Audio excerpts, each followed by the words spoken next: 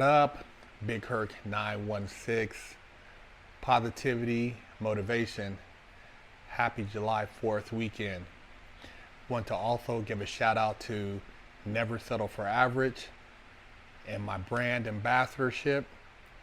They doing it big for the 4th. Represent, pick you up a hat. The link is in the description. We got to stand strong as Americans, as people that believe in values, and turn this thing around, man. I know a lot of you guys are feeling the same way I feel about what we see going on in society and the direction we're going in. And I always said, never settle for average, and that's a value you should instill in your children, because you should never want them to be mediocre in life.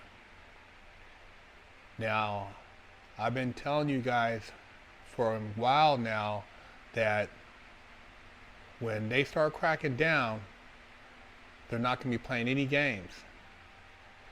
They got something in store for you youngsters that think committing crime, run around acting like you don't have no sense,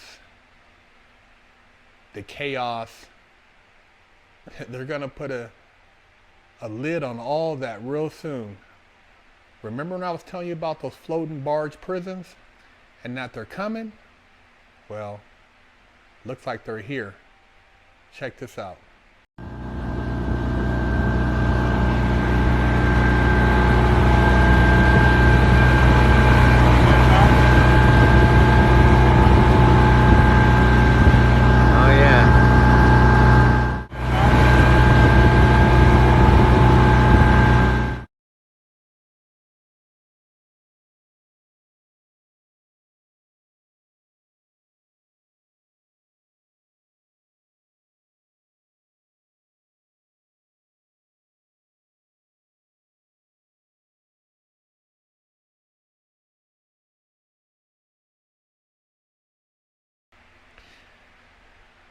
Yeah, they're not playing no games, man.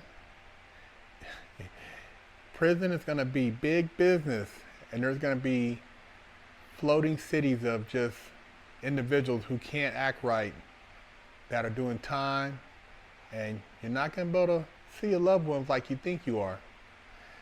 See, the prisons now are in these desolate towns that are collecting tax dollars, being funded by these prisons. See, these prisons in these towns, they make those towns a lot of money. And if it wasn't for those prisons, those towns wouldn't have any commerce.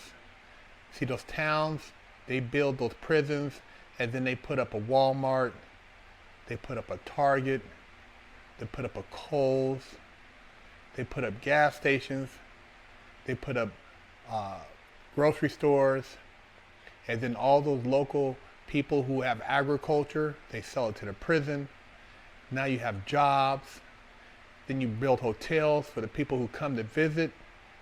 See, it's a whole economic setup.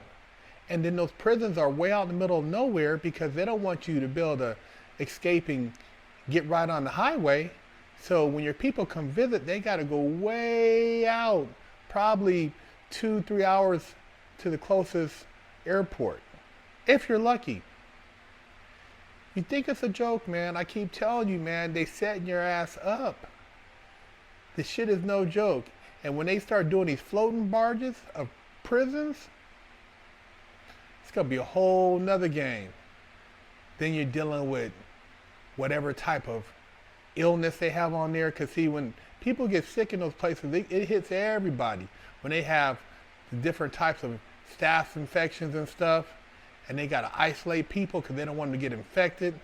And then when they have some more of these other crazy outbreaks, you're gonna be locked in those little, whatever cells they have up in them on the barges, and you're looking out and all you see is ocean. Do you know what that's gonna do psychologically? Do you know what could go on at sea? Because sea is international waters.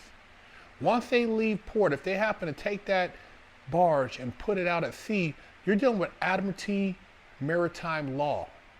It's not even, there's no common law anyways, because common law is based on substance. You got to have sovereignty. Common law is based on which they took from England, back in the day when they had sovereignty and the laws were based on substance, but now there is no common law. It's federal rules of civil procedure, and you have basically federal codes and statutes, which none of you guys probably even know that are running around here waving these guns.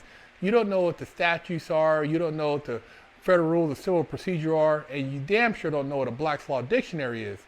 So when they have you out there on one of them floating barges and you have very limited legal resources, and then on top of it, how are you gonna file a grievance? How are you gonna turn around and get somebody to help you or get some type of immediate medical attention? Do you see where I'm going with this? They is not playing, man. And when they get out there, then what if they have foreign COs who don't care about you being American and your rights? It's about to get real ugly. And I've been telling you for the longest that once they start implementing some of these new laws and start saying, hey, that's under this jurisdiction. See, you don't even know what jurisdiction is. Jurisdiction is who has the right to prosecute and whether or not there was a nexus which gave them that right to prosecute. Attorneys won't even challenge jurisdiction because they already assume that it exists. And technically, they create jurisdiction through a bunch of invisible contracts that you guys have no idea. I've read up on all this stuff, but I'm not a lawyer or an attorney or a legal advisor, so you got to do your own research. But hey, man, go look up the book De Facto Government. Go look up Black's Law Dictionary. Go look up de jure, sui juris. All these different terms that are going to determine whether or not you're going to have any rights when you do go to court. And then check out just a lot of the symbolism inside the courtroom that you have no idea about. And when they ask you, do you understand the charges against you? Have you been coerced or any of these other things? And your attorney tells you just to say, yes, you do understand, when you really don't. You're getting washed in more ways than one. But this thing is about to go futuristic on that ass. And they're going to have high-powered knuckleheads, barbarians, animals, rapists, just people who are nasty on these barges. And who knows what's going to go on out there and what type of regulation. Because, see, one of the biggest things in prison is the food. That's the only human element that you can have any relation to give you a sense of pleasure or mental well-being. See, you don't have the warmth of your home, the warmth of your spouse, the warmth of your children, the warmth of just nature, walk around in freedom. So food is your last contact with humanity. And when they start giving you rations, because they're going to say, hey man, it's good enough for the military, it's good enough for you. And they gave us rations at one of the spots I was at, to the point where everybody just said, man, we're not coming out. Basically, people, do you imagine refusing to come out your cell because the food is so bad? So you do a food strike, and then they don't bring you any food for the next 24 to 48 hours, and when they do, it's rotten bologna sandwiches, old stale apples, and spoiled milk. Yeah, man, if you're not ready for that, it's like the food shortages on the street. You ain't got no soups in your locker, you ain't got no zoom zooms and wham whams. You hit. They not playing. See, a lot of you guys ain't ready. You gangster, but you ain't really gangster because you're not educated in the law. You don't know about the sentencing guidelines. You don't know about what they call mandatory minimums. You don't know about jurisdiction. You don't know about the Constitution. You don't know about the Bill of Rights. See, the Bill of Rights is a big one. You don't ever reserve your rights, and you don't know anything about the right not to incriminate yourself. But hey, ask some of these rappers about it if they know. They just talking about, oh, I'm gonna hire this dude to go talk for me. You know how stupid that looks? That's like somebody going to the bank and the banker giving somebody else your money to count to you, and you look and just nod your head. That's how stupid it is. You guys hustle, right? That's like somebody telling you how much cannabis is in front of you, and they just tell you, and you take their word for it and nod your head, and they told you it's maybe 20 large, and it's only like 16, but you give them all the money for 20. That's how stupid it is. But that's how stupid you operate when you go into court, when you don't know nothing about the laws and you think you hip. You don't put all these moves down, robbing, tying people up, doing this and that, and they saying that your deal is 2 decades. 2 decades is your deal. You guys are in for a major wig split, man. See, I've been in multiple dungeons, but yet you don't listen. You don't recognize.